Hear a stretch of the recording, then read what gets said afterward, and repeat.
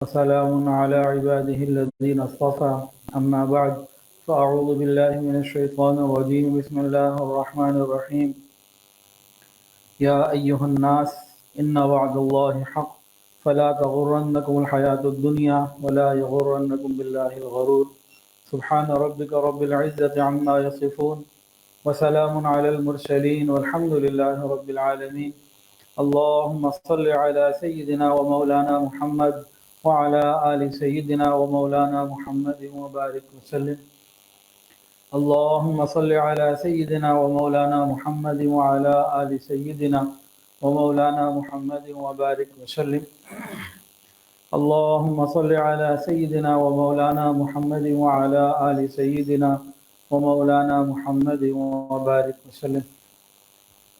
رمضان المبارک کا مہینہ 2 عشرے مکمل گزر گئے۔ آج مغرب سے آخری عشرہ شروع ہو چکا ہے۔ بہت تیزی سے وقت گزرتا چلا جا رہا ہے۔ رمضان میں میری اپنی مصروفیات بہت زیادہ بڑھ جاتی ہیں۔ آج کا یہ میرا تیسرا بیان ہے۔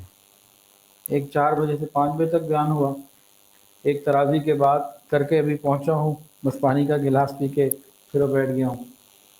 صبح انشاءاللہ حضرت جی کے بعد جھنگ جانا ہے۔ تو بہرحال اللہ تعالیٰ اپنی رحمت سے اس محنت کو قبول فرمائے۔ جو آیت تلاوت کی ہے اس میں اللہ تعالیٰ تمام انسانوں کو مخاطب ہیں۔ یا ایھا الناس، اے انسانوں، ان وعد اللہ حق، اللہ کا وعدہ سچا ہے۔ کون سا وعدہ؟ کہ موت آئے گی، مرنا ہے، اللہ کے سامنے پیش ہونا ہے، پھر سوال جواب ہونے ہیں، پھر اپنے اپنے عمل کے مطابق ادھر یا ادھر، اصحاب الیمین اصحاب الشمال، یہ معاملات پیش آنے ہیں۔ یہ بتا کے اللہ کیا فرما رہے ہیں؟ فلا تغرنکم الحیات الدنیا ولا یغرنکم باللہ الغرور، کہ دنیا تمہیں دھوکے میں نہ ڈال، اور وہ دھوکے باز شیطان تمہیں کہیں دھوکے میں نہ ڈال دے۔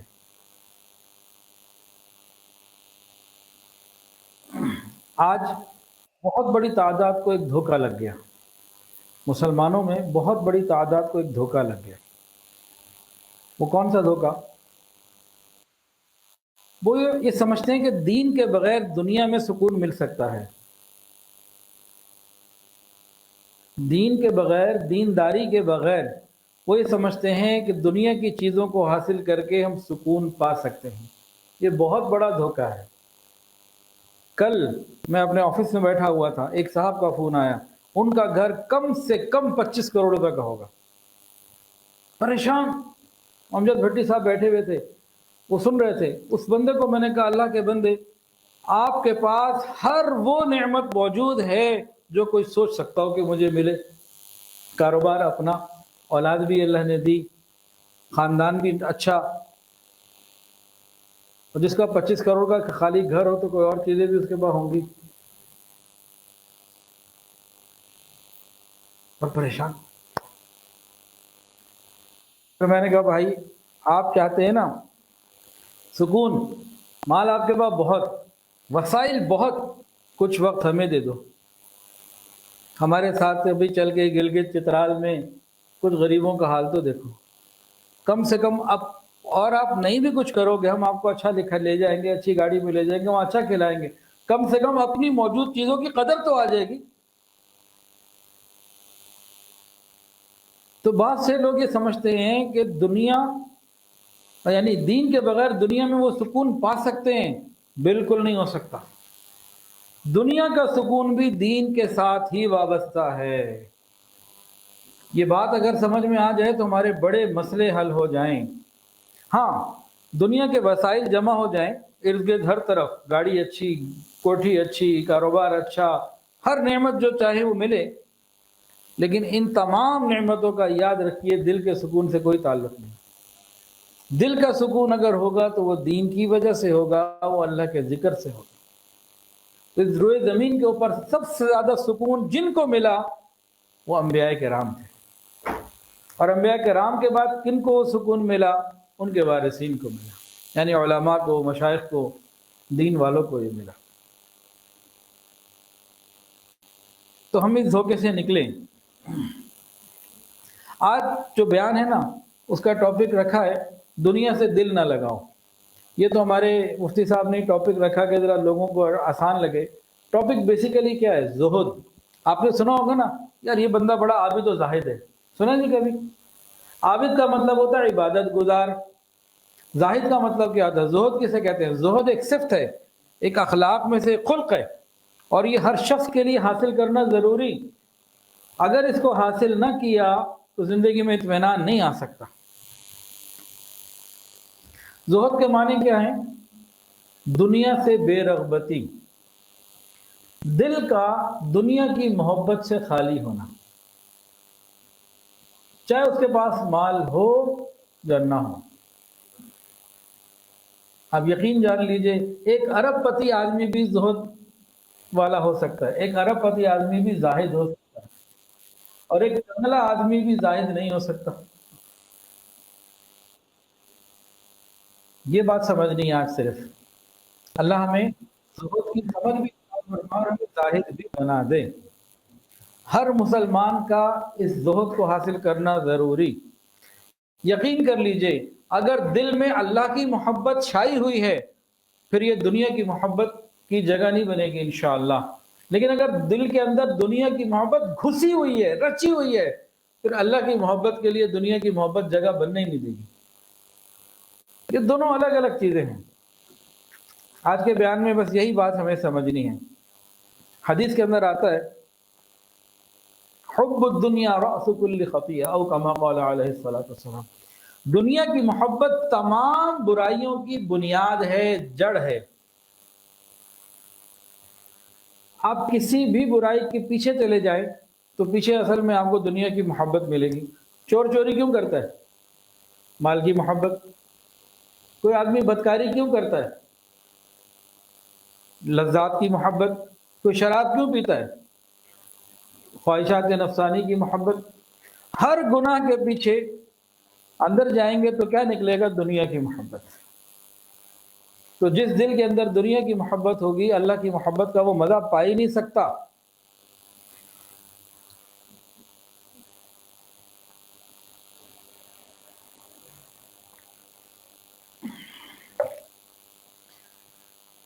یہ دل اللہ تعالیٰ نے ایک ہی بنایا ہے، سینے میں دو نہیں بنائے، ایک اللہ کے لیے ایک دنیا کے لیے.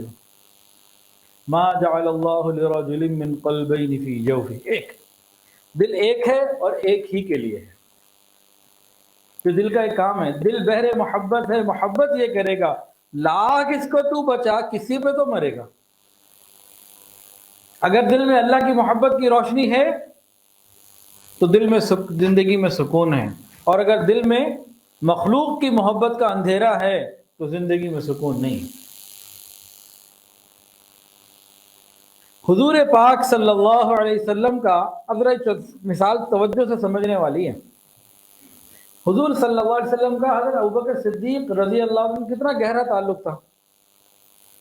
شاید اس سے اچھا تعلق، اس سے زیادہ گہرا تعلق کسی اور سے نہ ہو صحابہ میں. ایسا ہے کہ نہیں ہے؟ جی حضرت ایسا ہی ہے نا. لیکن رسول اللہ صلی اللہ علیہ وسلم کیا فرما رہے ہیں؟ فرماتے ہیں اگر میں کسی کو دوست بناتا تو ابو بکر کو بنا دیتا. کچھ سمجھ میں آ رہی ہے دونوں چیزوں کے اندر یہ کیا ہے سلسلہ؟ اب تعلق کی طرف مثال سمجھیں. حضرت امام ربانی مجدد الفسانی رحمۃ اللہ علیہ فرماتے ہیں حضور صلی اللہ علیہ وسلم اور ابوبکر صدیق رضی اللہ عنہ کے تعلق اور آپس میں محبت کی مثال، کیا خوبصورت مثال پیش کی. انہوں نے کہا دیکھو کہ بھئی ایک طرف رسول اللہ صلی اللہ علیہ وسلم بیٹھے ہوئے ہوں اور آپ کے سامنے آئینہ رکھ دیا جائے اور اس آئینے میں حضور صلی اللہ علیہ وسلم کا عکس پورے کا پورا نظر آئے، تو فرماتے ہیں کہ سچویشن جب یہ بن جائے تو سمجھ لو کہ یہ حضور صلی اللہ علیہ وسلم اور یہ ابوبکر صدیق رضی اللہ تعالیٰ. کیسے خوبصورت مثال سے سمجھایا، کتنا مقام ہے ان کا. لیکن اللہ کے محبوب کیا فرما رہے ہیں؟ اب سمجھیں نا تعلق کتنا، اور پھر کیا فرما رہے ہیں؟ اتنے قریبی اور عظیم تعلق کے بعد اگر میں کسی کو دوست بناتا تو ابو بکر کو بنا لیتا، لیکن اللہ کے بعد کسی کی دوستی کی ضرورت ہی نہیں. تو بھائی یہ دل ایک ہے اور ایک ہی کے لیے ہے. صرف اللہ کی محبت اور کوئی دوسری محبت۔ اب یہاں پھر پریشان ہو جائے گا بندہ کہ بھئی یہ کیا بات ہو گئی، ماں باپ کی محبت، بیوی کی محبت، بچوں کی محبت، استاد کی محبت، بھائیوں کی محبت، تو یہ کدھر گئی؟ تو اس کو سمجھ لیجئے، دل میں اللہ کی محبت کا کیا تعلق ہونا چاہیے، کیا معاملہ ہونا چاہیے کہ ہم تمام مخلوقات سے یکسر تعلقات ختم کریں، ایک اللہ سے جوڑ لیں، اس کے بعد جہاں اللہ کہے ان سے جوڑ لیں، اللہ کے لیے، اللہ کی نسبت سے، اللہ تعالیٰ کی وجہ سے، جس سے میرا تعلق ہے اللہ کے لیے ہو، تو یہ اللہ ہی کی محبت کے اندر گنا جائے گا۔ جب اس نسبت سے تعلق ہوگا نا، ہم تمام مخلوق سے تعلق توڑ دیا، ختم، ایک اللہ سے جوڑا، اب اللہ جہاں جہاں کہہ رہے ہیں جوڑنے کو وہاں جوڑ رہے، اب چاہے اس میں ہزاروں لوگ ہوں، کوئی مسئلہ ہی نہیں، یہ سارا اللہ کی محبت۔ جب اس نسبت سے جوڑیں گے نا تو کیا خیال ہے کسی نامحرم سے تعلق کبھی بن سکتا ہے؟ کافروں سے دوستی کبھی کوئی کرے گا؟ سوال ہی پیدا نہیں ہوتا۔ یہ روٹ ایسا ہے ہمارا، اس روٹ کو ہمیں اپنانا ہے۔ مولانا روم رحمۃ اللہ علیہ فرماتے ہیں، ہم خدا خواہی وہم دنیا دو، ای خیال است و محال است و جنوں۔ اگر کوئی شخص یہ سوچ رہا ہے نا کہ میرے دل میں اللہ کی محبت بھی ہو اور دنیا کی محبت بھی ہو، کہتے ہیں یہ خیال بیوقوفی کی بات ہے، پاگل پن ہے، یہ نہیں ہو سکتا، دونوں چیزیں جمع نہیں ہو سکتی۔ اور جب تک جس دل میں اللہ کی محبت کامل نہ ہو، دین کے کام کا بھی وضع نہیں آتا۔ اگر دل میں اللہ کی محبت نہ ہو تو دین کے کام، نماز پڑھنا بھی بے روح ہو، کوئی روح نہیں ہوتی، کسی کام کی کوئی روح نہیں ہوتی، ساری بنیاد اللہ کی محبت ہے۔ اب یہاں پھر ایک اور بات پریشانی والی آ جاتی ہے، بڑی عجیب سی بات پیش ہو جاتی ہے کہ بھئی یہ بڑا نازک مسئلہ ہے کہ دنیا سے تعلق نہ ہو، دنیا سے محبت کا تعلق نہ ہو، دل میں دنیا سے بے رغبتی آ جائے، دنیا کی چیزوں سے۔ اب یہ کہا جا رہا ہے نا، زاہد کون؟ جو دنیا سے محبت کا تعلق نہ رکھتا ہو، دل میں دنیا کی محبت نہ ہو، دنیا سے بے رغبتی ہو۔ دوسری طرف دنیا کی ضرورت بھی بہت ہے، اس کے بغیر گزارا بھی نہیں۔ بھائی پیاس لگے گی تو پانی پینا ہے، بھوک لگے گی تو کھانا کھانا ہے، رات کو سونا ہے تو گھر چاہیے، کہیں جانا ہے تو سواری چاہیے، اس کے لیے پیٹرول ڈالنا ہے تو پیسے چاہیے۔ اب دل میں دنیا کی محبت بھی نہ ہو، بے رغبتی بھی ہو اور دنیا بھی ساتھ ہو، ضروری ہے۔ اب یہ کیا چیز ہے؟ اب یہی بات تو انبیاء سکھانے، یہی بات تو آج انبیاء کے وارثین سکھاتے اور سکھاتے ہیں کہ بھئی انسان دنیا میں رہتے ہوئے دنیا کی ساری ضروریات پوری کرے، لیکن دل دنیا سے نہ لگاؤ، دل اللہ تعالیٰ سے لگاؤ۔ یہ محنت سے آتا ہے۔ اب اسی کی چند باتیں ابھی انشاءاللہ اور کھولتے ہیں۔ ایک حقیقی مسلمان دنیا کے اندر رہتے ہوئے دنیا کی چیزوں کو استعمال کرے گا، لیکن تعلق وہ اللہ سے رکھے گا، ہر چیز کو اللہ کی سمجھ کے، اللہ کا انعام سمجھ کے استعمال کرے گا، اس سے محبت نہیں کرے گا، محبت اللہ سے کرے گا۔ اب یہ پورا ایک کام ہے۔ اب اس بات کو نہ سمجھنے کے لیے دو مثالیں، ایک تو حضرت مولانا روم رحمۃ اللہ علیہ کی مثال ہے۔ وہ فرماتے ہیں کشتی آپ نے دیکھی ہے جی کبھی؟ کشتی کس میں چلتی ہے؟ صحرا میں، ریت کے اوپر، یا پانی پہ؟ پانی پہ چلتی ہے۔ کشتی کو آپ سڑک پہ چلائے، صحرا پہ چلائے، نہیں چلے گی، پانی میں جناب چلے گی۔ تو پانی کشتی کے لیے انتہائی ضروری۔ اب ہماری زندگی بغیر مال اسباب کے نہیں گزر سکتی، بغیر کھائے پیے نہیں گزر سکتی، انتہائی ضروری۔ کشتی پانی کے اوپر رہے اور پانی کشتی کے باہر، دائیں بائیں آگے پیچھے چاروں طرف ہو اور خوب ہو، دریا بہ رہا ہو، کشتی کو نقصان نہیں پہنچتا، سفر ہوتا رہے گا۔ یہی پانی اگر کشتی کے اندر آ گیا تو کشتی ڈوب گئی۔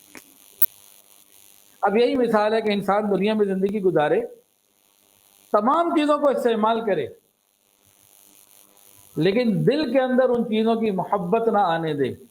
اگر ان چیزوں کی محبت دل میں آ گئی تو معاملہ خراب ہو جائے گا. دل ہے اللہ کے لیے اور اللہ سے محبت کرنی ہے.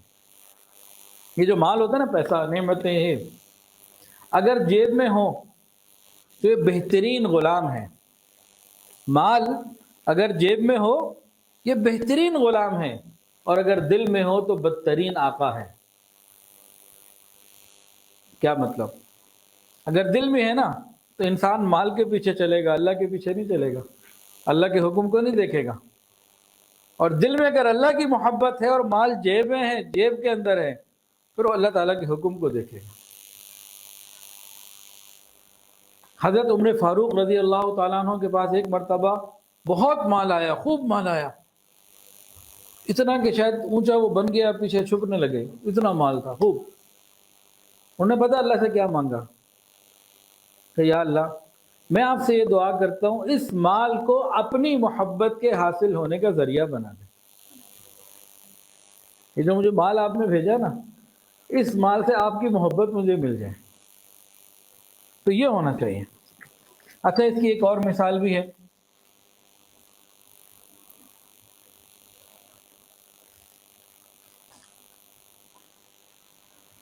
عام طور پر یہ بات سمجھنا آج کل کے ماحول میں بہت مشکل ہو جاتا ہے کہ ایک طرف تو انسان اس دنیا کی چیزوں کو، اسباب کو ضروری بھی سمجھے، اس کی اہمیت کا بھی قائل ہو، اور دوسری طرف سے اس کی محبت بھی نہ، اس سے بے تعلق بھی ہو.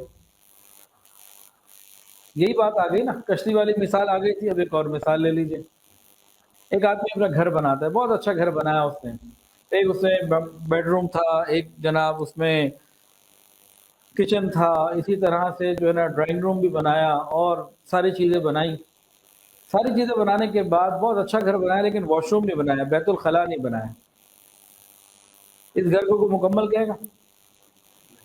نہیں کہے گا نا، کیونکہ انتہائی ضروری ہے واش روم. اس کے بغیر گھر نامکمل ہے، ناقص ہے. بیت الخلاء بہت ضروری. تو بیت الخلاء کی اہمیت کتنی ہے کہ اس کے بغیر گھر پورا نہیں ہوتا. اب بیت الخلاء انسان بناتا ہے کہ بھئی ضرورت ہے بناؤ، لیکن بیت الخلاء کبھی اس کے سر پہ حاوی نہیں ہوتا کہ بیت الخلاء میں نے کتنی دیر رہنا ہے، کب جاؤں گا، کیسے آؤں گا. ہر وقت ہی بیت الخلاء کے خیال اس کے دماغ میں واش روم کے پھرتے رہے. ایسا تو کبھی نہیں ہوتا نا کہ واش روم کا خیال اس کے دل دماغ میں رت بس جائے.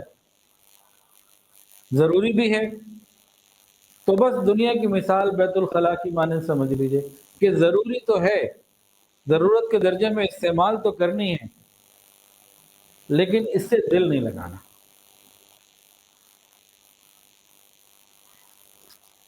دین کی تعلیم اصل میں ساری کی ساری یہی ہے کہ مال و اسباب موجود ہوں، کوئی مسئلہ نہیں ہے، سب ضروری ہیں، بلکہ لیکن اس کی محبت، اس کی فکر، اس کے لیے سب کچھ چھوڑ کے بس مال مال.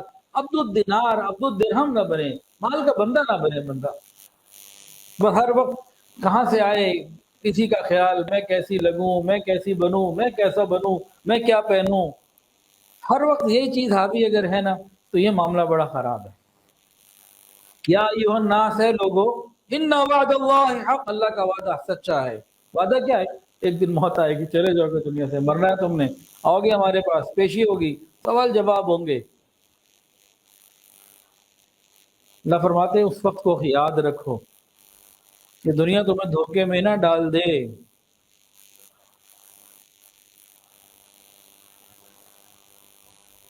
انسان کے پاس لاکھوں نہیں، کروڑوں نہیں، اور بے شک اربوں روپے ہوں، لیکن دل اللہ سے جڑا ہوا ہے اور مال کی، دنیا کی محبت نہیں ہے، یہ پیسہ انسان کو نقصان نہیں پہنچائے گا، فائدے کا ذریعہ بنے گا. تو یہ بات ایک ہمیں سمجھ میں آ گئی. اب ہم کیا کریں، یہ چیزیں کیسے ملیں؟ تو ایک دو واقعات بزرگوں کے سنتے ہیں، پھر آگے اس معاملے کو سمیٹنے کی بھی کوشش کرتے ہیں آہستہ آہستہ. تو جلدی تو نہیں ہے نا جی؟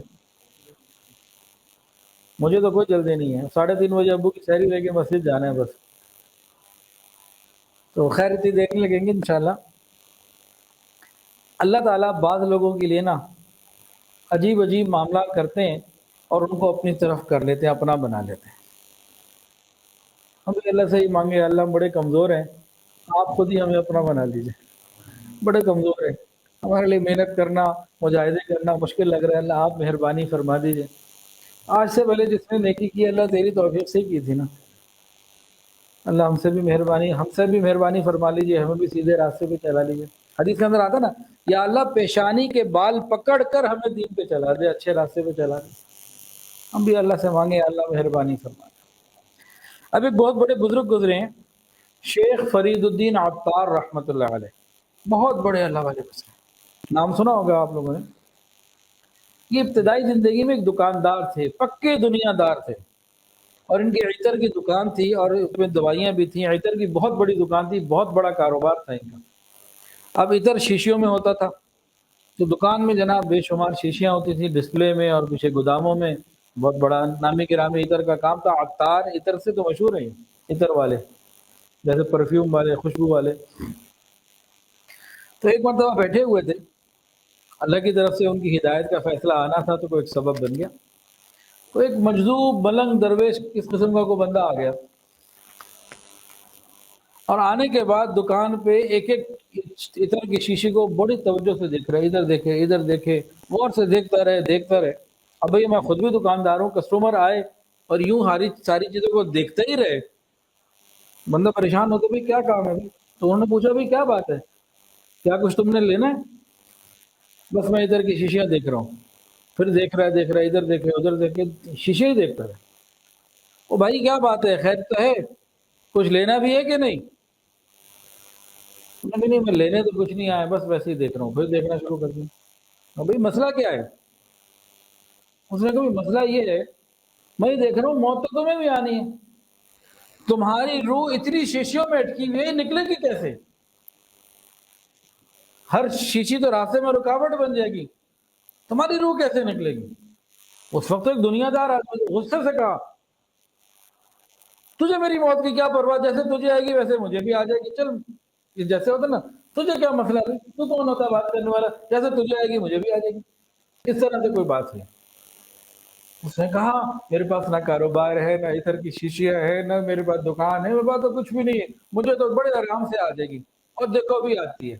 اس کے بعد انہی کی دکان کے باہر ایک صاف جگہ پہ لیٹ گئے اور کلمہ پڑھا, اشہد ان لا الہ الا اللہ واشہد ان محمد عبدہ ورسولہ. اسی وقت انتقال ہو گیا. یہ تھا ان کا ٹرننگ پوائنٹ, زندگی بدل گئی. یہ یو ٹرن لے کے واپس آ گئے. یہ اپنی آنکھوں سے جب سامنے دیکھا نا, تو دل نے اثر لیا کہ اللہ کتنی آسانی سے ایسے سکون سے کلمہ پڑھتے پڑھتے چلا گیا, اور واقعی میری جان تو ہر چیز پہ, ہر خوشبو پہ, ہر جگہ اٹکی ہوئی ہے, میرا کیا بنے گا؟ خیر ساری چیزیں چھوڑ چھاڑ کر پھر اللہ کی طرف ہو گئے. ایسے ہو گئے کہ پھر کتنوں کی ہدایت کا ذریعہ بنے, اور ایک جناب اکابرین اولیاء میں شامل ہو گئے. اسی طرح ابراہیم بن ادم رحمۃ اللہ علیہ, یہ ولی اللہ بننے سے پہلے ایک بادشاہ تھے, بلخ کے علاقے کے بادشاہ تھے. ان کے بھی کئی واقعات ہیں, ایک واقعہ سن لیتے ہیں. اپنے محل میں تھے, غالباً رات کا وقت تھا, سو رہے تھے یا رات کا وقت تھا, تو محسوس ہوا کہ چھت پہ کوئی چل رہا ہے.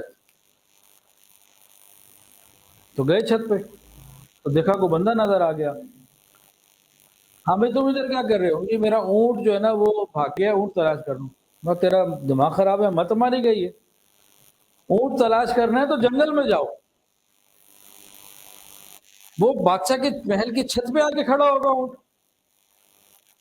اب اللہ کی طرف سے کوئی سلسلہ تھا ان کی ہدایت کے لیے. ان کا اچھا, اگر میں محل کی چھت پر اونٹ تلاش کر رہا ہوں اور میں احمق ٹھہرا, تم محل کے اندر رہتے ہوئے اللہ کو تلاش کر رہے ہو, تم تو مجھ سے بڑے احمق. میں تو اونٹ ہی تلاش کر رہا ہوں نا محل کی چھت پہ, تم محل کے نرم بستروں میں عالی شان گھر میں بیٹھ کے اللہ کو تلاش کر. ہائے ہائے, وہ دل پہ چوٹ لگی, سب کچھ چھوڑ چھاڑ کے سیدھا نکل گئے.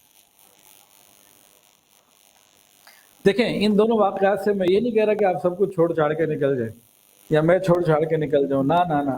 ہمیں یہ دیو نہیں دیتا, ہم بڑے کمزور لوگ ہیں, ہمیں یہ نہیں کرنا. ہم کم سے کم دنیا کی محبت کو دل سے نکال دیں. ہم اتنا ضرور کر لیں کہ ہر وقت جو خیال ہے نا کہ دماغ پہ, ذہن پہ, دل پہ ہر وقت دنیا کا خیال, اس چیز سے ہم اپنے بہت ہو گیا بھائی. کوئی پتہ نہیں کس وقت موت آ جائے, کوئی پتہ نہیں, نہ جانے کس وقت موت. کتنے لوگ ہوں گے جو پچھلے رمضان میں ہمارے گرد تھے، آج نہیں ہے، چلے گئے دنیا سے۔ آج دوپہر کو میں نے ایک جنازہ پڑھایا اور کل صبح فجر کے بعد ایک جنازہ پڑھایا۔ ویسے آپ لوگوں نے بھی پڑھوانا ہو تو بکنگ کروا سکتے ہیں، کوئی مسئلہ نہیں ہے۔ مجھے کئی لوگ کہتے ہیں، ایک جگہ پہ بیٹھا ہوا تھا، وہ حاجی بشیر صاحب تھے، تو ماشاءاللہ حیات ہیں، اللہ انہیں سلامت رکھے۔ مجھے کہنے لگے جی میری وصیت ہے جنازہ آپ نے پڑھانا ہے۔ اس میں میرا وضو تھا، میں نے کہا میرا وضو ہے، میں تیار ہوں، آپ موقع دیجیے۔ بتائیے، میں تو باوضو بیٹھا ہوں، ابھی بھی باوضو ہوں، الحمدللہ اس وقت تو وہ موقع دے تو اس میں کیا ہے، 4 تکبیریں پڑھنی ہے، بیچ میں چند دعائیں، اور کیا چند منٹ لگتے۔ خیر یہ تو ایک اللہ تعالیٰ ان سب کی مغفرت فرمائے، ہمارے لیے بھی آسانی فرمائے، تو ایک بات ویسے ہی کر لی۔ تو بھائی موت کا کیا پتا، ہم میں سے کوئی گارنٹی دے سکتا ہے کہ کل شام کو وہ زندہ ہوگا؟ عید تو بڑی دور کی بات، کل کی گارنٹی کوئی نہیں دے سکتا، لیکن ہم سامان 100 برس کا، پل کی خبر نہیں، اس کے اوپر ہم پورے اترتے ہیں۔ تو ہم کم سے کم دنیا کی محبت کو دل سے نکالیں، اس کی ہم فکر کرنے والے بنیں۔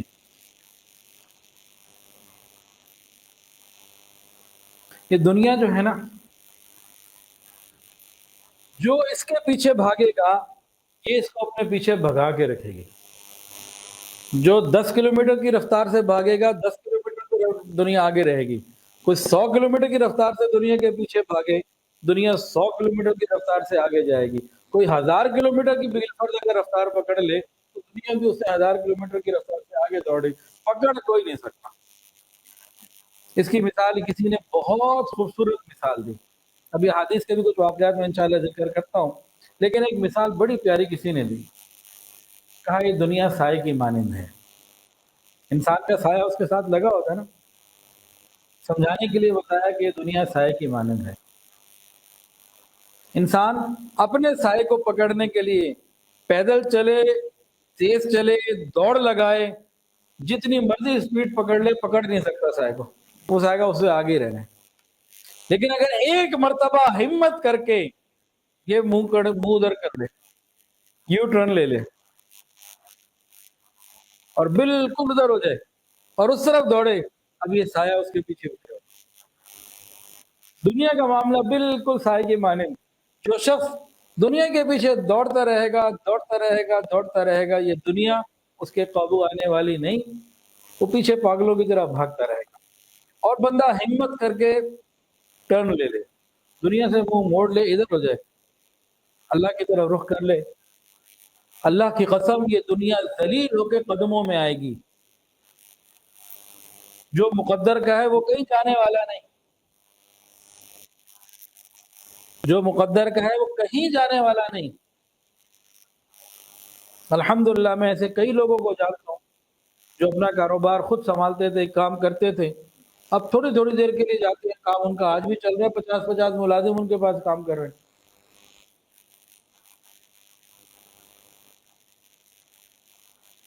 یہ مثالیں موجود ہیں ابھی زمین کے اوپر۔ تھوڑا سا ہمیں رخ بدلنے کی ضرورت ہے، ہمارے نصیب کا کہیں جا نہیں سکتا۔ بہت سادہ سی مثال ہے سائے والی، سائے کے پیچھے آپ دوڑیں، جس مرضی اسپیڈ سے دوڑیں، سایہ اتنی اسپیڈ سے آگے ہوگا، اس کو چھوڑتے ہیں دوسری طرف رخ کر لیں، وہ پیچھے لگ جائے گا۔ بالکل اسی طرح دنیا کا بھی معاملہ ہے۔ اور یہ جو میں نے قسم کھائی ہے نا، میری کوئی حیثیت نہیں، میں کیا پتی کا شوربہ، حضور صلی اللہ علیہ وسلم کی بخاری شریف میں روایت ہے۔ یہ نبی علیہ السلام نے فرمایا جو شخص ایک مرتبہ دنیا کی طرف سے منہ پھیر لے، اللہ تعالیٰ اس کے پاس دنیا ذلیل کر کے لے کر آتے ہیں۔ ہماری آنکھ کا دیکھا غلط ہو سکتا ہے، رسول اللہ صلی اللہ علیہ وسلم کی زبان سے نکلا ہوا حرف غلط نہیں ہو سکتا، ہم کر کے تو دیکھیں۔ حضرت مفتی تقی عثمانی صاحب دعوت برکاتہ عالیہ اپنے والد صاحب کا ایک عمل بتاتے ہیں، کہتے ہیں کہ ہم نے زندگی بھر اپنے والد کو دیکھا کہ کہیں کوئی جھگڑے کی کیفیت بنتی، وہ اپنے آپ کو پیچھے ہٹا لیتے، کہتے یار میرا حق چھوڑو، میں نے معاف کیا۔ کہتے ہیں کہ ہمیں کئی دفعہ خیال آتا کہ یہ اصرار کرتے، کوئی بات کرتے تو اپنا حق لے سکتے تھے، اگلا زیادتی کر رہا ہوتا تھا، لیکن وہ ایک حدیث سنا کے پیچھے ہٹ جاتے۔ کہتے حضور صلی اللہ علیہ وسلم نے ارشاد فرمایا جو حق پر ہونے کے باوجود جھگڑا کرنا چھوڑ دے، جنت میں محل کا میں ضامن ہوں۔ تو مجھے جنت کا محل مل جائے تو مجھے کیا کرنا ہے ادھر جھگڑے کو، اس میں کیا لے لوں گا؟ کہتے زندگی بھر یہ عمل رہا ان کا، جھگڑوں میں نہیں پڑے، اور پھر اللہ نے اتنا نوازا، اتنا نوازا کہ سبحان اللہ۔ تو حدیث ہے یہ، بس دنیا سے منہ موڑنے کی بات ہے، پھر دنیا پیچھے پیچھے آئے گی۔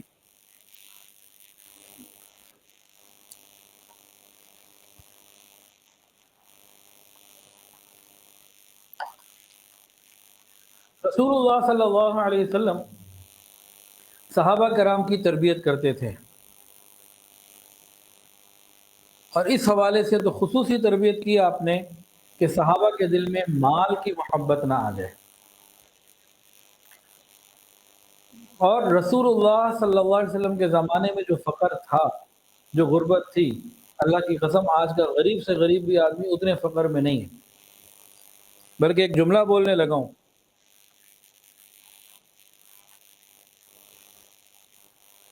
بول دوں؟ اصل کے اندر تو جو غربت اور فقر تھی وہ ساری کی ساری تو حضور صلی اللہ علیہ وسلم خود جھیل گئے بذات خود۔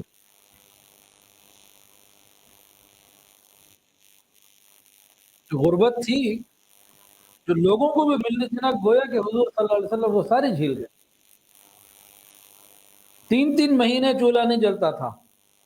یہاں کو لاہور میں کوئی ایک غریب ایسا دکھا دیں جس کے گھر میں 3 مہینے چولہا نہ جلتا،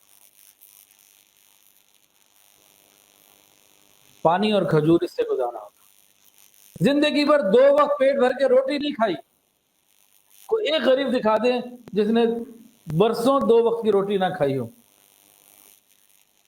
میں یہ نہیں کہہ رہا کہ غربت ختم ہو گئی، غریب نہیں ہے، یہ بات نہیں میں نے کی۔ غربت کا یہ عالم کہیں دکھائیں۔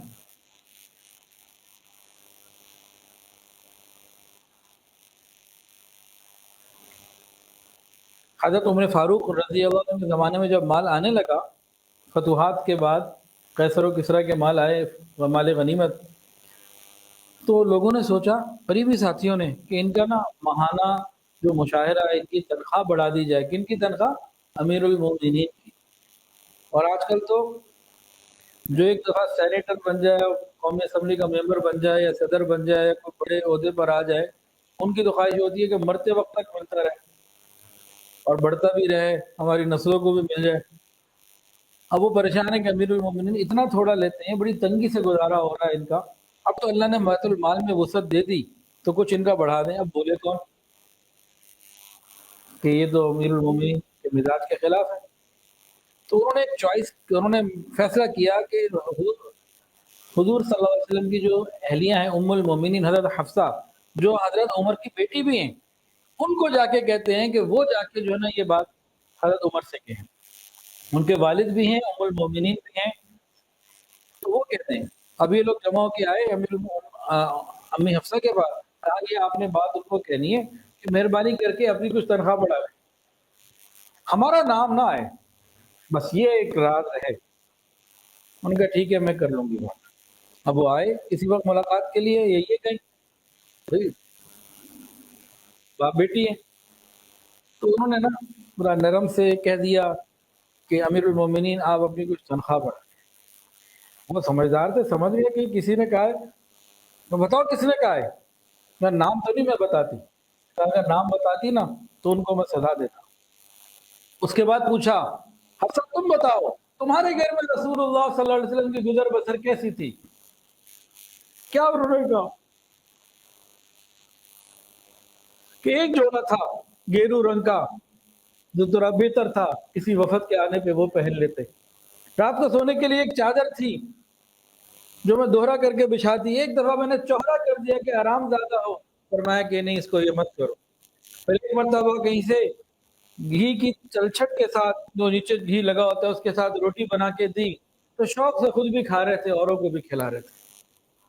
حضرت عمر نے کہا کہ 3 دوست تھے، ایک حضور صلی اللہ علیہ وسلم ایک راستے پر چلے، اپنی منزل پہ پہنچے، دوسرے ابو بکر صدیق رضی اللہ تعالیٰ عنہ اسی راستے پر چلے اور منزل پہ پہنچے، تیسرا میں ہوں، اگر میں نے راستہ بدل دیا تو منزل بھی بدل جائے۔ اللہ اکبر کبیرہ۔ تو حضور صلی اللہ علیہ وسلم پوری امت کی غربت تو خود جھیل گئے، اور وہ جو زمانہ تھا نا، جس زمانے کی یہ باتیں میں تو سنانے لگا ہوں، اس زمانے جیسی غربت اس کے بعد قیامت تک نہیں آئے گی، نہ آج تک آئی۔ آسانیاں تو آئی ہیں، وہ جو دور صحابہ کرام نے گزار لیا وہ غربت، یہ صحابہ کے بعد کبھی زمین پہ نہیں آئی۔ کئی واقعات سن لیجیے، اس سے بات سمجھ میں آ جائے گی،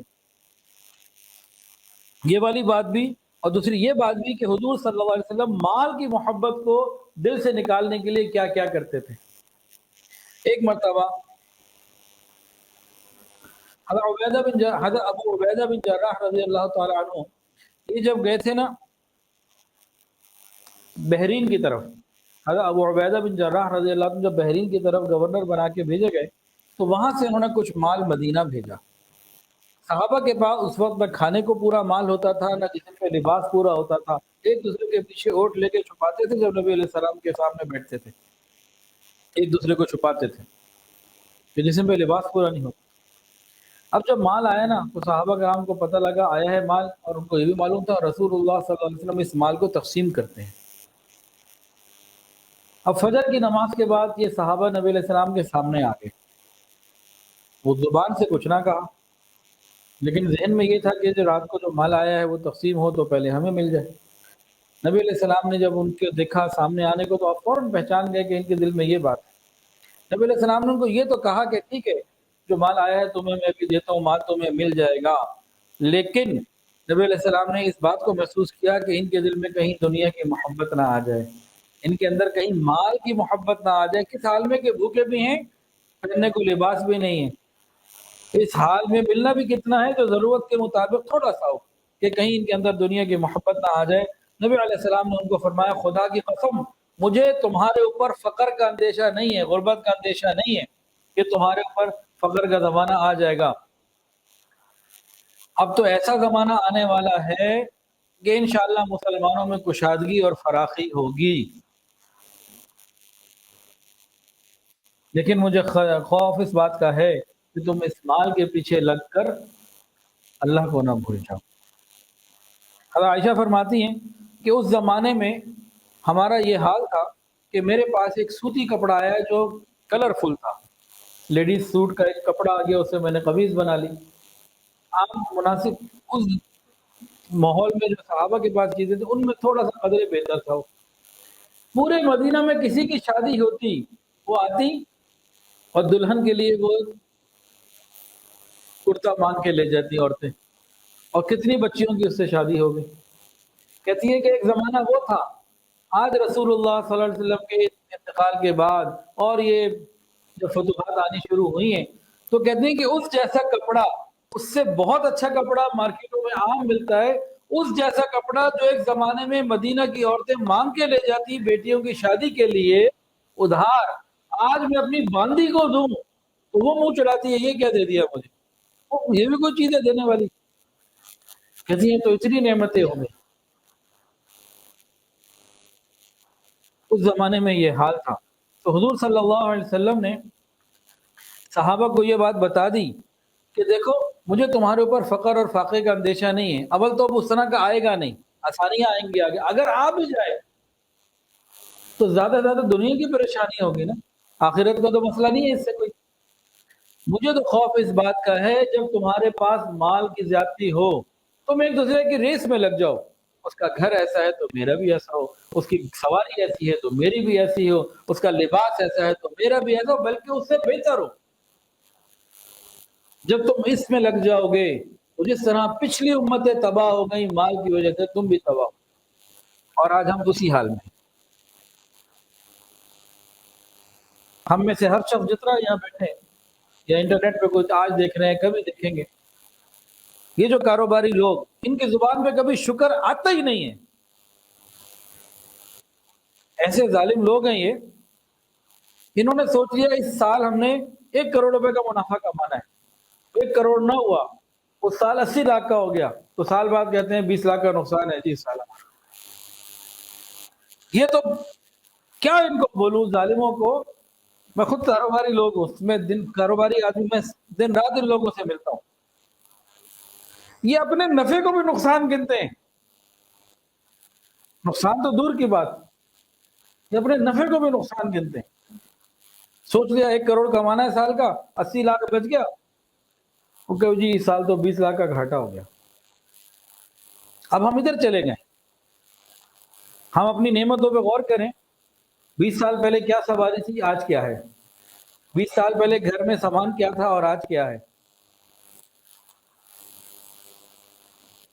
20 سال پہلے کتنی زکوٰۃ دیتے تھے اور آج کتنی دیتے ہیں؟ میں جنرل بات کر رہا ہوں، کسی ایک آدمی کے ساتھ کوئی نقصان ہو جائے، پہلے وہ مل آنر تھا، آج زمین پر آ گیا، اس کی بات نہیں، جنرل بات ہو رہی ہے۔ مجھے بہت اچھے طریقے سے یاد ہے، جمیل چاچو بیٹھے ہوئے، ان سے پوچھ لیں، 1990 میں دادا جب ہال روڈ دکان پہ لے کے گئے نیشنل الیکٹرانکس پہ، اس وقت جاپان الیکٹرانکس نام تھا، تو اس زمانے میں یہ موبائل اور اس طرح کی چیزیں عام نہیں تھیں، تو ہم نے یہاں سے لاہور سے سیل کر کے کراچی پیسے بھیجنے ہوتے تھے، تو جس دن 1 لاکھ روپے کا ڈراپ سامنے الائٹ بینک سے بنوا کے ہم بھیجتے تھے نا کراچی، وہ بڑے خوش ہوتے تھے، 1 لاکھ روپے آ گئے جی۔ آج تو عام چائے والا، پان والا، پتہ نہیں لاکھ روپے کی سیل وہ کرے بیٹھے، تو لاکھ روپے کی کوئی حیثیت ہی نہیں۔ تو چیزیں بڑھتی جا رہی ہیں، تو جتنا مرضی ہم رولیں غربت غربت غربت، لیکن ہم دیکھیں کہ نعمتیں وقت کے ساتھ بڑھتی جا رہی ہیں، ہر جگہ، ہر اسٹیج کے اوپر۔ صحابہ کے زمانے میں کیا تھا؟ بخاری شریف کی روایت ہے، نبی علیہ السلام صحابہ میں بیٹھے ہوئے تھے، پوچھا اس وقت تمہارا کیا حال ہوگا جب تمہارے نیچے قالین ہوں گے؟ بتائیں آپ سب کے نیچے بھی قالین ہے کہ نہیں؟ ہم سب کے گھروں میں عام طور سے قالین ہے کہ نہیں؟ مسجدوں میں نماز پڑھنے جاتے ہیں، نیچے قالین بچھے ہوتے ہیں کہ نہیں؟ ہوتے ہیں کہ نہیں ہوتے؟ نبی علیہ السلام نے صحابہ کرام سے پوچھا اس وقت تمہارا کیا حال ہوگا جب تمہارے نیچے قالین ہوں گے؟ ہاں ہمارے پاس قالین ہوں گے، ہمارے پاس قالین ہوں گے؟ اے اللہ کے نبی ہمارے پاس تو کھجور کے پتوں کی چٹائی کے پیسے نہیں ہیں، وہ نہیں ہیں، ننگے فرش پہ سوتے ہیں، کہ کب ہوگا؟ نبی علیہ السلام نے فرمایا ہاں ہوگا۔ اس زمانے کی باتیں ایسی تھیں۔ پھر نبی علیہ السلام نے فرمایا مجھے تم پر فقر کا اندیشہ نہیں ہے، مجھے تو اس بات کا ڈر ہے جب تمہارے نیچے قالین ہوں گے، دنیاوی ساز و سامان چاروں طرف ریل پیل ہوگی، دنیا پھیلی ہوئی ہوگی، اس وقت تم کوئی اللہ کو فراموش نہ کر دو اور دنیا تمہیں غافل نہ کر دے، کہیں دنیا میں تم ڈوب نہ جاؤ۔ سچی بتائیے یہ نقشہ ہو چکا ہے کہ نہیں؟ اللہ سے بھی غافل ہیں، دنیا میں ڈوبے ہوئے ہیں۔ اور نبی علیہ السلام کیسی ذہن سازی ساتھ ساتھ کرتے تھے کہ رات کو مال آیا نا بحرین سے، تو صبح ان کو کہا مال تمہیں دیتا ہوں، لیکن اصل کی طرف توجہ دلائی۔ ایک دفعہ کیا ہوا، نبی علیہ السلام کے بعد شام سے ایک ریشمی کپڑا آیا، صحابہ کرام نے ریشمی کپڑا اتنا قیمتی کبھی دیکھا ہی نہیں تھا۔ اوہو، وہ جب سب آیا حیرت سے دیکھنے لگے، وہ اس کو دکھائے، وہ اس کو دکھائے، وہ دیکھے یہ کیسا کپڑا۔ نبی علیہ السلام نے جب صحابہ کے اس طرز عمل کو دیکھا نا، تو پتہ کیا فرمایا؟ ان کے دماغ کو فوراً آخرت کی طرف لے گئے کہ ارے سعد بن معاذ رضی اللہ تعالیٰ کو اللہ نے جو جنت میں رومال دیا وہ اس کپڑے سے اچھا، یعنی دنیا کا قیمتی سے قیمتی کپڑا بھی ہو جنت سے تو اچھا نہیں ہو سکتا۔ تو فوراً توجہ ادھر لے آئی، دماغ ادھر لے گئے۔ یہی تو ذہن بنانا ہے کہ حضور صلی اللہ علیہ وسلم ہر وقت آخرت کی فکر، موت کی یاد، جنت کی نعمتیں اور آخرت کے عذاب، ان چیزوں کا ذکر کثرت سے ہوتا رہتا تو دماغ ادھر ہی جاتا۔ پھر نبی علیہ السلام نے یہ بھی بتایا اس پوری دنیا کی اور دنیا میں جتنا مال، سونا، چاندی، یہ جتنے بزنسز ہیں، پراپرٹیاں ہیں، بلڈنگز ہیں، جو کچھ ہے، نبی علیہ السلام نے صحابہ کو سمجھا دیا کہ اللہ تعالیٰ کے نزدیک اس تمام دنیا کی جو کچھ دنیا میں ہے اس ٹوٹل کی حیثیت مچھر کے پر کے برابر بھی نہیں۔ یہ دنیا کی حقیقت بتائی۔ ایک آدمی کے پاس کتنی دنیا ہو سکتی ہے؟ ساری دنیا، جو کچھ دنیا میں ہے اس سب کی مچھر کے پر کے برابر حیثیت نہیں، تو ایک آدمی کی دنیا کیا ہے؟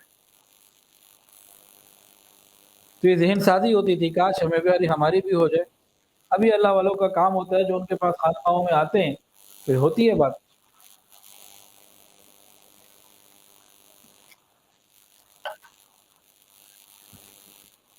ایک مرتبہ رسول اللہ صلی اللہ علیہ وسلم صحابہ کرام کے ساتھ جا رہے تھے، راستے میں دیکھا ایک کان کٹا ہوا مردہ بکری کا بچہ کوڑے کے ڈھیر پہ نظر آیا. کہاں پہ نظر آیا؟ کوڑے کے ڈھیر پر ایک چھوٹا بکری کا بچہ جس کا کان بھی کاٹا ہوا تھا، مردہ بھی تھا. صحابہ نے سے نبی علیہ السلام نے پوچھا، ہاں بھائی اس کو 1 درہم میں کون خریدے گا؟ ہاں اللہ کے نبی، اگر یہ زندہ ہوتا تو کان کٹا ہوا عیب دار اور چھوٹا تھا تو 1 درہم تو اس کی زندہ کی قیمت نہیں تھی، ابھی تو مردہ ہے، کس کام کا یہ؟ حضور صلی اللہ علیہ وسلم نے ارشاد فرمایا، جس طرح تمہارے نزدیک اس کی کوئی حیثیت نہیں نا، اللہ تعالیٰ کے نزدیک اس ساری دنیا کی کوئی حیثیت نہیں، اس سے بھی زیادہ بے وقوف.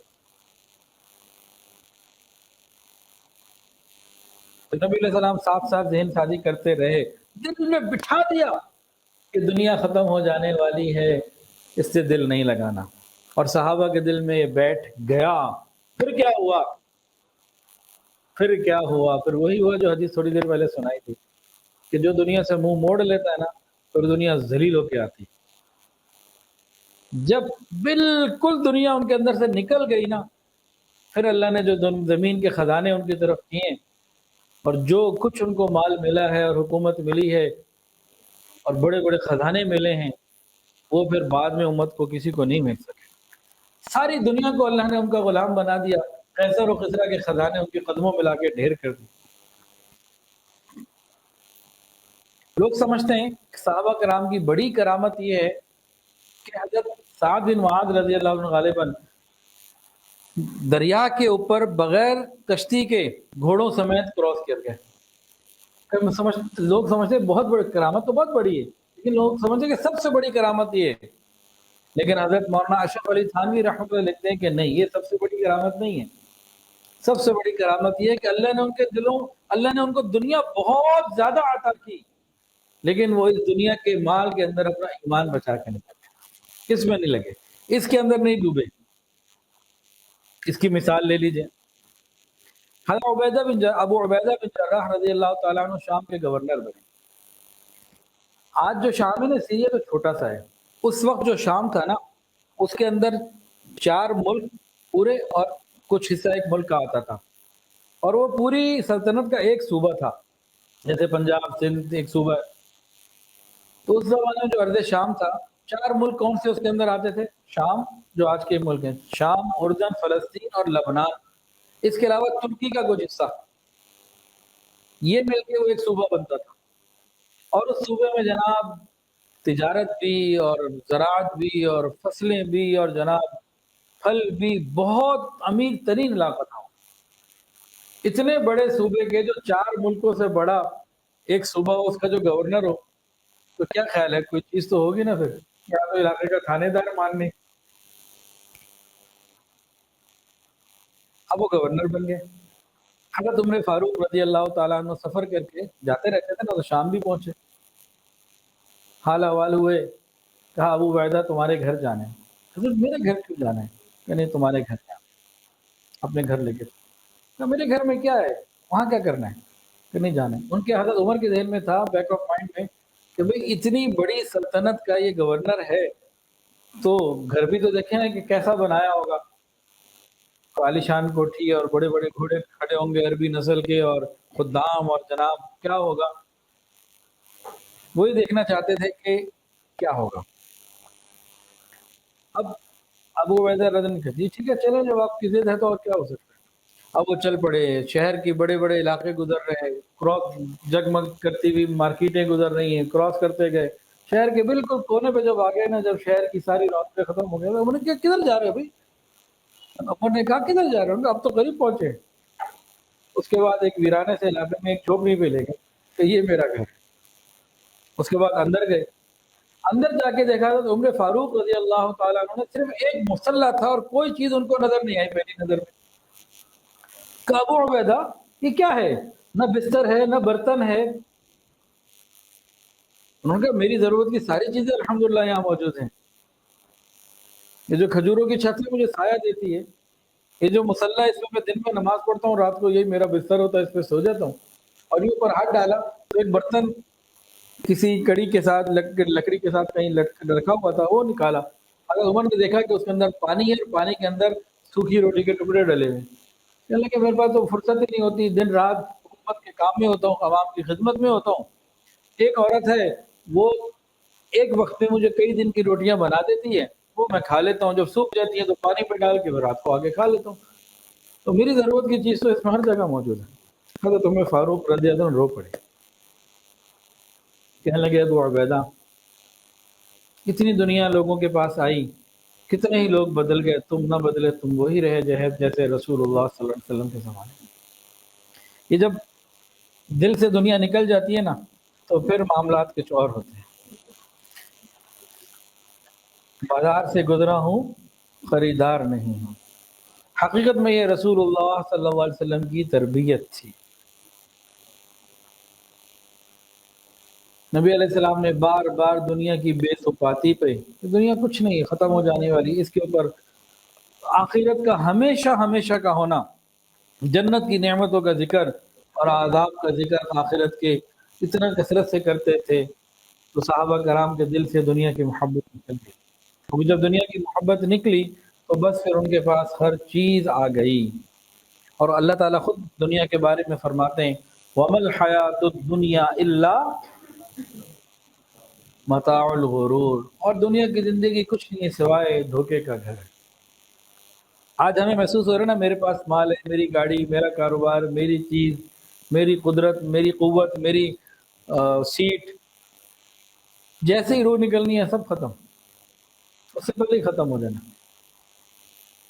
امام غزالی رحمۃ اللہ علیہ کی ایک بات یاد آ گئی، ایک مثال انہوں نے ہماری دی ہوئی ہے، ہم لوگوں کو سامنے رکھ کے نا، بڑی کمال کی مثال ہے، بڑی شاندار۔ ہماری مثال انہوں نے یہ دی کہ ایک جیسے ہم ہیں، ہم میں سے ہر ایک شخص ہے، وہ کہیں راستے پہ جا رہا ہے، شیر اس کے پیچھے چل پڑا، اس نے لگائی دوڑ، شیر اس کے پیچھے دوڑا، یہ بچنا چاہتا ہے کہ شیر سے بچوں، کوئی اونچی جو ہے نا کوئی درخت نظر آ جائے، کوئی جگہ پناہ گاہ نظر آ جائے، نظر نہیں آتی، دوڑ اور شیر پیچھے لگا ہوا، دوڑتے دوڑتے ایک کنویں پہ پہنچا، کنویں کی منڈیر سے جب اس نے اندر دیکھا نا تو اندر اس کو سانپ نظر آیا پانی کے اوپر۔ اب بڑا پریشان، کیا کروں، کنویں کے اندر کیسے جاؤں، شیر قریب آ رہا ہے، اندر سانپ ہے۔ اس نے کنویں کو جب دیکھا نا تو کنویں کے اندر اس کو ایک جھاڑی نظر آئی، اس نے کوئک ڈیسیژن لیا، جمپ کر کے اندر آ گیا، جھاڑی کو اس نے پکڑ لیا کہ چلو جب شیر چلا جائے گا پھر باہر چلا جاؤں گا، ابھی تو بچوں نا، ابھی تو کوئی جگہ نظر نہیں آ رہی۔ اب اس شخص کا حال دیکھیں کہ اوپر شیر آ چکا اور نیچے سانپ ہے، اب یہ جھاڑی پکڑے ہوئے پریشان ہے۔ اس نے دیکھا کہ اس جھاڑی کو دو چوہے کاٹ رہے ہیں، ایک سفید اور ایک کالا۔ اب پریشانی کا کیا عالم ہوگا کہ شیر اوپر ہے، نیچے ایک سانپ بیٹھا ہے، جس جھاڑی کو پکڑ کے لٹکا ہوا ہے اس جھاڑی کو دو چوہے، ایک کالا اور ایک سفید اتر رہے۔ اب تو بہت گھبرایا، اس گھبراہٹ میں جب اور دیکھا نا اس کو شہد کا چھتا نظر آیا، اس نے کہا ذرا میں چیک تو کروں کیسا ہے، اس نے ایک ہاتھ سے جھاڑی کو گرفت کیا، دوسرے ہاتھ سے جناب شہد لے کے ٹیسٹ کیا، بڑا مزہ آیا، نے کہا چلو اور لے لوں، پھر اور لینے لگا، پھر اور مزہ آیا، حتیٰ کہ شہد میں اتنا ڈوبا، اتنا اس کو لذت ملی کہ وہ اوپر کے شیر کو بھول گیا، نیچے کے سانپ کو بھول گیا، پکڑی ہوئی جھاڑی کے کترنے والے چوہوں کو بھول گیا، اور بس اس لذت میں لگا ہوا ہر چیز کو بھول گیا۔ فرماتے ہیں کہ سوچو اس کا انجام کیا ہوگا۔ فرماتے ہیں دوست، یہ اس شخص سے مراد تم خود ہو، شیر سے مراد موت ہے جو شیر کی مانند پیچھے لگی ہوئی ہے، اور سانپ سے مراد آگے عذاب قبر ہے، اور یہ جھاڑی سے مراد تمہاری زندگی ہے، اور یہ کالا اور سفید چوہے سے مراد دن اور رات ہیں جو تمہاری زندگی کو کترتے چلے جا رہے ہیں، اور یہ شہد دنیا کی حرام لذات ہیں، دنیا کے تعلقات، دنیا کی چیزیں ہیں۔ تم ہر چیز کو چھوڑ کر، موت کو بھول کر، دنیا زندگی ختم ہو جانے کو بھول کر، اگلے عذاب قبر کو بھول کر دنیا کی لذتوں میں اس کی طرح لگے ہوئے ہو، سوچو تو صحیح تمہارا انجام کیا ہو۔ یہ ہماری مثال انہوں نے بیان کی، میری اور آپ کی مثال یہی۔ اب ساری باتوں کا حاصل اصول اب ہم کریں کیا؟ آخر یہ زہد ہمیں کیسے ملے، ہم کیسے زاہد بنے، اس کے لیے کیا کرنا پڑے گا؟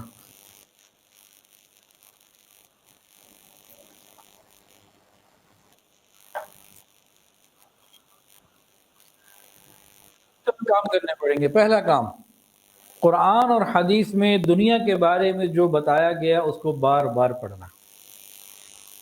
قرآن مجید میں اور حدیث مبارکہ میں دنیا کے بارے میں جو حقیقت بیان کی گئی یہ کیا ہے، اس کو بار بار پڑھنا، سمجھنا، غور کرنا، ایک کام۔ دوسرا کام، موت کا ذکر کثرت سے کرنا اور موت کا مراقبہ کرنا، مراقبہ موت کرنا، موت کا ذکر کثرت سے کرنا۔ حدیث کے اندر آتا ہے لذتوں کو توڑنے والی چیز موت کو کثرت سے یاد کرو۔ اس دنیا میں نبوت کا انکار کرنے والے بھی مل جائیں گے، خدائی کا انکار کرنے والے بھی مل جائیں گے، لیکن موت کا انکار کرنے والا کوئی نہیں ملے گا۔ بڑے سا بڑا دہریہ بھی موت کو مانتا ہے آج بھی۔ مراقبہ موت کیا ہوتا ہے؟ ذرا 5 منٹ روز کر کے دیکھیں، ان طاق راتوں میں ذرا کر کے دیکھیں، پھر دیکھیں کیسے جھرجھری آتی ہے۔ وہ لوگ کہتے ہیں جی گناہ سے چھوٹنا بڑا مشکل ہے، گناہ چھوٹتے ہی نہیں۔ اصل میں ہماری نیت ہی نہیں ہے چھوڑنے کی، جھوٹ بولتے ہیں ہم کہ چھوٹتا نہیں، نیت ہی نہیں، نیت تو کریں پھر آگے راستہ آسان ہے۔ تو جس کی نیت ہے گناہوں کے چھوڑنے کی، ذرا روز 5-7 منٹ وہ مراقبہ موت کرے۔ وہ کیا؟ مراقبہ موت کے دو جناب کیسٹس ہیں اس کے۔ ایک کیسٹ میں کیا پلے کرنا ہے کہ فرشتے آ گئے ہیں، میں لیٹا ہوا ہوں، میری روح نکال رہے ہیں، بڑے مزے سے روح نکل رہی ہے، اور اس کے بعد وہ خوشبوئیں لے کر آئے، جنت کی نعمتیں لے کر آئے، اور جناب مجھے روح نکال کے لے گئے۔ پیچھے میرے گھر والے، انہوں نے مجھے دھویا، غسل دیا، کفن پہنایا، اس کے بعد نماز جنازہ ہوئی، اس کے بعد قبر میں مجھے رکھ دیا گیا۔ قبر میں منکر نکیر بڑے عالی شان انداز میں آئے، بڑے اکرام ہمارا کرتے رہے، اور جناب ادھر سے جنت کی کھڑکی کھل گئی، ادھر سے جناب جنت کی ہوائیں آ رہی ہیں، خوشبوئیں آ رہی ہیں، جنت کا فرش یعنی کہ لباس اور جنت کا بستر لگا دیا گیا، اور خوب انوائرمنٹ مزیدار، اور طاقت دینے کا وسعت کھلی ہے۔ اور جناب کل قیامت کے دن آیا، میں چہرہ روشن چہرہ کے ساتھ اٹھا قیامت کے دن، وہ حضور صلی اللہ علیہ وسلم کے جھنڈے تلے جمع ہو گیا، آقا صلی اللہ علیہ وسلم کے بارک ہاتھوں سے جامع کوثر مل گیا، رسول اللہ صلی اللہ علیہ وسلم کی شفاعت مل گئی، بغیر عذاب بغیر حساب۔ وہ پولیس راج بھی ایسے ہی کراس ہو گیا، پتہ ہی نہیں چلا کدھر آیا تھا، اور میں جنت میں پہنچ گیا۔ اور جنت کی نعمتیں، یہ حضور صلی اللہ علیہ وسلم کا محل ہے، یہ ابراہیم علیہ السلام کا محل ہے، یہ یونس علیہ السلام کا محل ہے، اور میری بیگم کبھی بی بی فاطمہ کے پاس جا رہی ہے، کبھی بی بی مریم کے پاس جا رہی ہے، میرے بچے بھی یہاں موجود ہیں، ماں باپ، دادا دادی، اور ہر ایک کے پاس نعمتیں ہی نعمتیں، کوئی پریشانی نہیں ہے۔ ایک کیسٹ تو یہ، اس کو بھی مراقبہ موت کو کہیں۔ ایک سائڈ، اس کی سائڈ بھی کیا ہے؟ سارے کو الٹا کر لیں، بال کے روکے جیسے کھڑے ہوں گے، کبھی کر کے دیکھیں۔ سائڈ بھی کیا ہے؟ اللہ اکبر کبیرہ، کرنا ہوگا اگر گناہوں سے بچنا چاہتے ہیں۔ سائڈ بھی چلائیں جی، اب رات کو لیٹے ہوئے ہیں، لائٹ بند کر دی ہے، اب دیکھیں کہ موت کا فرشتہ آ رہا ہے اور روح کو کھینچ رہا ہے۔ ہاتھ کی انگلی کٹ دے نا اچانک، کتنی تکلیف ہوتی ہے، وہ روح ذرا سی نکل کے سمٹتی ہے۔ اب روح پورا کھینچی جا رہی ہے، کیسے کھینچی جاتی ہے؟ حدیث کے اندر آتا ہے کہ اگر کوئی کانٹے کا درخت جسم میں ڈال دیا جائے اور اچانک سے کھینچ لیا جائے، اس سے کم تکلیف ہوتی ہے۔ 300 تلواریں جسم پہ اکٹھی ماری جائیں، کم تکلیف ہوتی ہے، اس روح نکلنے کی تکلیف اس سے زیادہ۔ اب مجھے تکلیف ہو رہی ہے، تڑپ رہا ہوں، میرے ماں باپ یا بہن بھائی بیوی بچے موجود ہیں، کچھ نہیں کر سکتے۔ پھر انہوں نے مجھے غسل دیا، کفن پہنایا، نماز جنازہ ہوئی، اور قبر میں مجھے ڈال کے آ گئے۔ اب ان کے نکیر آئے تو ان کی آنکھیں آگ سے زیادہ، آگ سے روشن اور گرم، اور لوہے کے جہنم کے گلز ان کے پاس، اور انہوں نے آ کے مارنا پیٹنا شروع کر دیا، جہنم کی آگ آ گئی۔ اور قبر نے، حدیث کے اندر نبی علیہ السلام نے کر کے دکھایا، جب قبر بھینچتی ہے تو ایک طرف کی پسلیاں ایسے دوسری طرف سے چل جاتی ہیں۔ اب قبر نے دبایا ہوا ہے اور میں چیخ رہا ہوں، فجر نہیں پڑتا تھا، یہ سانپ ڈس رہا ہے، ظہر تک ظہر نہیں پڑتا تھا، سانپ ڈس رہا ہے، عصر تک عصر نہیں پڑتا تھا، مغرب تک اب یہ قیامت تک یہ سین میرا چل رہا ہے، تڑپ رہا ہوں، کوئی پکارنے والا نہیں، کوئی مدد کرنے والا نہیں، تڑپ رہا ہوں، کوئی سال ثواب پیچھے سے کچھ نہیں آ رہا، نہ پیچھے کوئی مسجد بنائی، نہ مدرسہ بنایا۔ اب قیامت کے دن ہے، کھڑا ہو گیا ہوں تو مجھے سائڈ میں کھڑا کر دیا گیا، تازل یوم ایھا المجرمون، یہ مجرموں کے ساتھ کھڑے ہو جاؤ، اور فرشتے جو ہے نا وہ ہنکارتے ہوئے پیچھے سے چابک مارتے ہوئے انہوں نے جا کے جہنم کے اندر ڈال دیا۔ اب میں جہنم کے اندر ہوں اور جہنم کا یونیفارم مجھے پہنا دیا گیا، بدبودار لباس۔ اب جہنم میں کھانے پینے کے لیے زقوم آ رہا ہے، ایسا پودا جو نہ کھایا جا سکے، نہ نگلا جا سکے، کڑوا، کانٹے دار، بھوک اتنی ہے، کھانا پڑ گیا، اٹک گیا اندر، پانی مانگ رہا ہوں تو جہنمیوں کا پیپ، خون، الا من غسلین، یہ مجھے پیش کیا گیا ہے پیالے میں۔ دیکھ لیا یہ پینے والی چیز، لیکن تڑپ اتنی تھی کہ پینا پڑا، قریب کیا پیالہ، ہونٹ غائب ہو گئے، اور اس کو جب تو اندر جو کھایا ہوا تھا وہ کھانے کے راستے سے باہر نکل، اور میرے اوپر کے اوپر جو ہے نا وہ گرم پانی ڈالا جا رہا ہے، دماغ میں تھا نا خناس بھرا ہوا، میں بڑی کوئی چیز ہوں، تو بتایا جا رہا ہے ذُقْ اِنَّکَ أَنْتَ الْعَزِیزُ الْکریم، ذرا اس کا بھی چکھو نا مزہ، تم بڑے بنتے تھے کہ تم کچھ ہو، آ جاؤ ذرا۔ تو یہ والی کیسٹ بھی، یہ والی سائڈ بھی کبھی چلائیں، تو کبھی جنت والی اور کبھی یہ والی، مراقبہ موت میں یہ دونوں کر کے دیکھیں۔ پابندی سے کوئی کر لے تو کیسے نہیں گناہ چھوٹتے؟ مسئلہ یہ ہے کہ ہم نے کرنا نہیں ہے۔ کیوں نہیں کرنا؟ کیونکہ ہم جھوٹ بولتے ہیں، ہم گناہ چھوڑنا چاہتے ہیں، ہم چاہتے ہی نہیں۔ اگر چاہتے ہیں تو بھائی راستہ صاف ہے۔ تو پہلا کام کیا بتایا تھا جی؟ قرآن اور حدیث میں دنیا کی حقیقت کے بارے میں جو باتیں ہیں ان کو پڑھنا، سننا، سمجھنا، غور کرنا۔ دوسرا، موت کا ذکر اور مراقبہ موت دونوں طرح کا۔ اور تیسری بات، آخرت کی نعمتوں کا، جنت کی نعمتوں کا استحضار، اس کو سوچنا کہ جنت کا محل کیسا شاندار ہوگا، لباس کیسا شاندار ہوگا، جنت کی نعمتوں کا سوچنا۔ چوتھا، آخرت کے عذاب کو سوچنا۔ یہ چار کام ہم کر لیں تو زہد بھی پیدا ہو جائے گا، دنیا کی محبت بھی نکل جائے گی، اور ان سارے کاموں کا جو بہترین پیکج ہے وہ کہیں نہ کہیں کسی نہ کسی اللہ والے کی خدمت میں، مجلس میں پابندی سے آتے رہنا، آہستہ آہستہ خود بخود یہ چیزیں ہوتی چلی جاتی ہیں۔ اللہ تعالی ہم سب کو اس دھوکے کے گھر سے دل ہٹانے کی توفیق عطا فرمائے۔ وہ کیا کہتے ہیں؟ Turn to Allah before you return to Allah. Allah کے پاس جانا تو ہے۔ جب وہ مردہ دفن کرتے ہیں نا تو کئی میں نے سنا لوگ کہتے ہیں لو یار اب رب کے حوالے، لو جی اب رب کے حوالے۔ ایسا سنا جی کبھی آپ نے قبرستان میں مردہ ڈال کے، مٹی اوپر ڈال کے، مردے کو اندر لٹایا قبر میں اور مٹی اوپر ڈال دی، تو کبھی سنا جی لو جی رب دے حوالے؟ کہ نہیں سنا؟ سنا ہے نا؟ بالآخر بندے نے رب کے حوالے ہونا ہی ہے۔ مزہ تب ہے زندگی میں حوالے ہو جائے، بالآخر تو ہونا ہے۔ قیمت رکھ جائے گی زندگی میں حوالے ہو گئے تو۔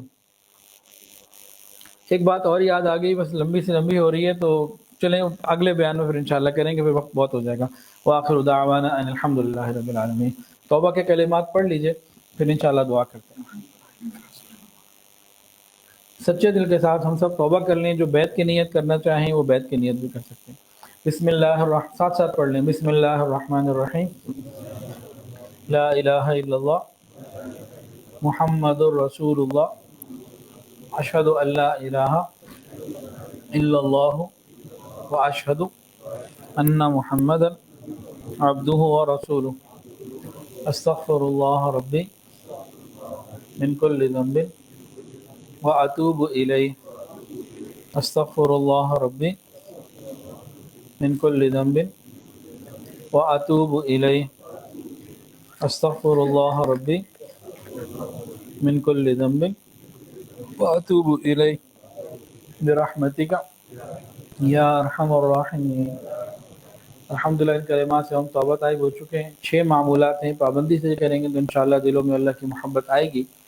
پہلی چیز ہے استغفار، دوسری درود شریف صبح شام 100 مرتبہ، تیسری قرآن مجید کی روزانہ تلاوت، چوتھی ہے وقوف قلبی، اللہ رب العزت کا دھیان، پانچویں مراقبہ، اور چھٹی رات طے ہے۔ थोड़ी देर के लिए मुराकबा भी कर लेते हैं, आँखों को बंद कर लें, सरों को झुका लें, तो ख़्याल करके बैठें कि अल्लाह की रहमत आ रही है, मेरे दिल में समा रही है और मेरा दिल कह रहा है अल्लाह, अल्लाह, अल्लाह।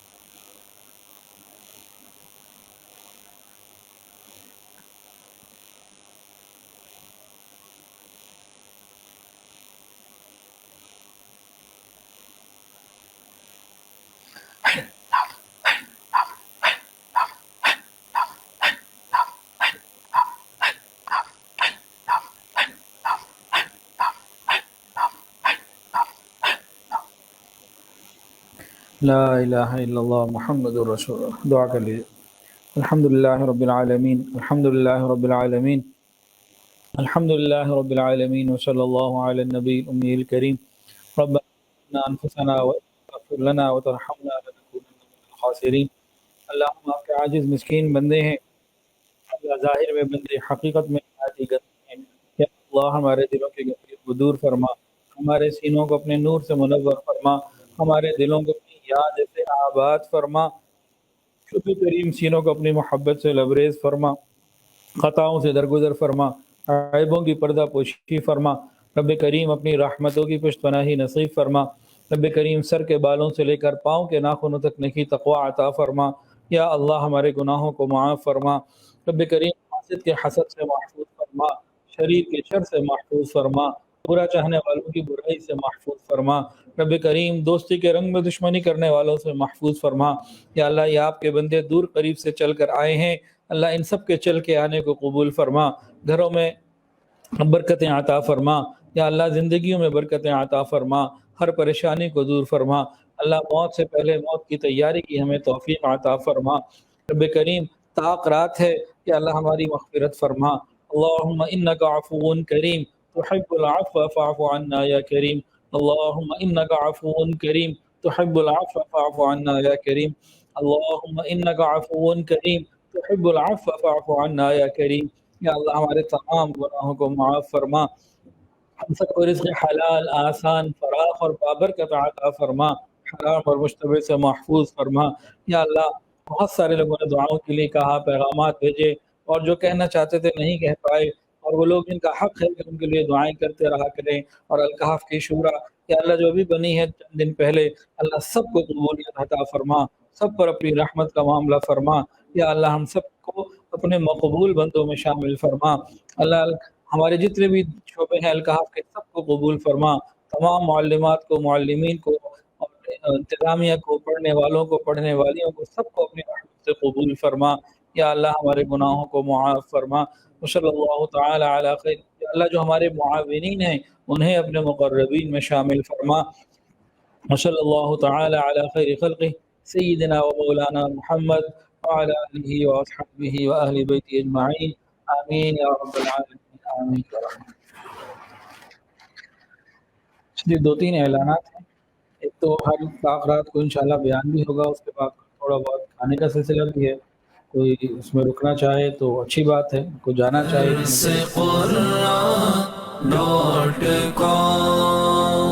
www.darsequran.com